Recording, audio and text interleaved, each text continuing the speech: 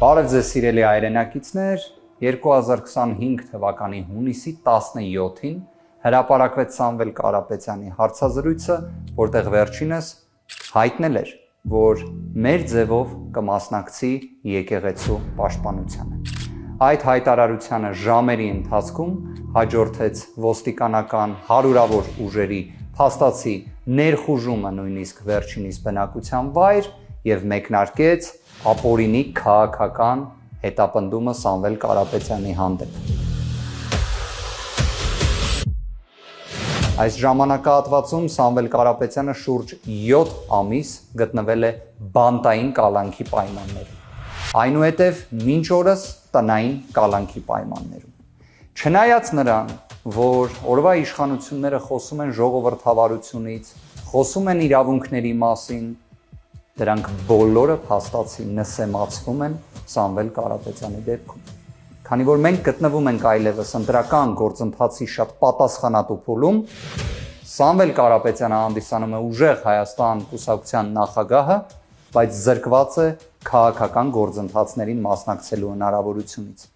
Ինչ է այս ամենը, եթե ոչ վախի դրսևորում։ Միգուցե արձագանք է սոցիոլոգիական հարցումների արդյունքներին,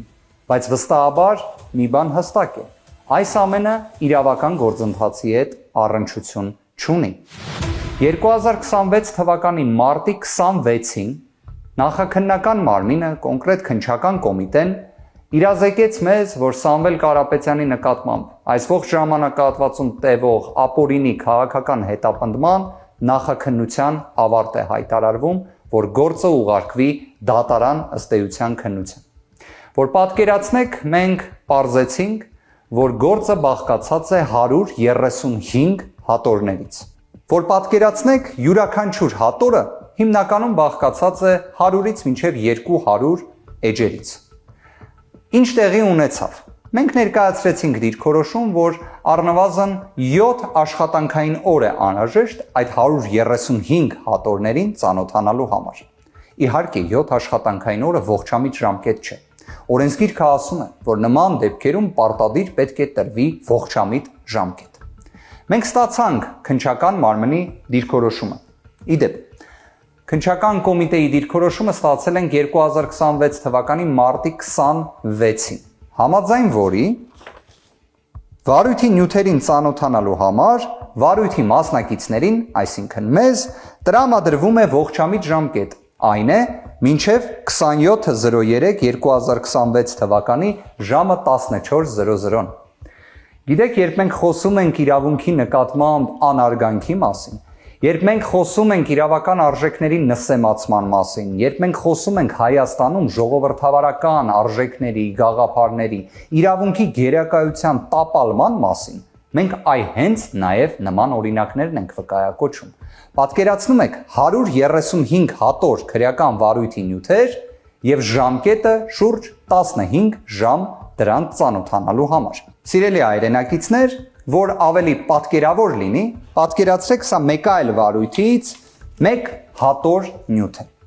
Այս մեկ հատոր նյութը իհարկե պետք է ուսումնասիրվի, դրան գնահատական տրվի եւ դիրքորոշումներ կազմվեն։ Սիրելի հայրենակիցներ, եկեք պատկերացնենք, որ այստեղ ոչ թե 8 հատոր նյութեր են առկա,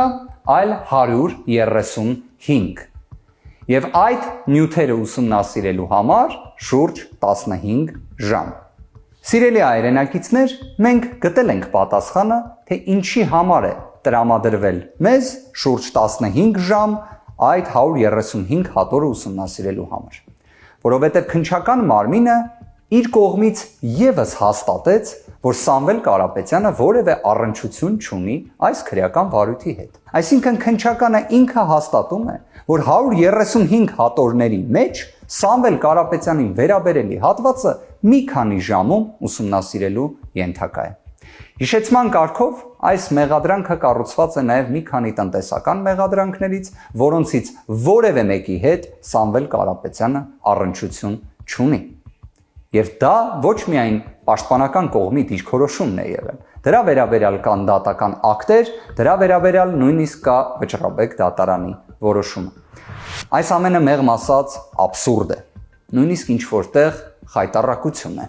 Բայց իհարկե ամեն աբսուրդ եւ խայտառակություն ունի իր սկիզբը եւ ավարտը։ Սիրելի հայրենակիցներ, այս ամենը մի բանի մասին է խոսում, որ իսկապես ժողովրդավարական արժեքների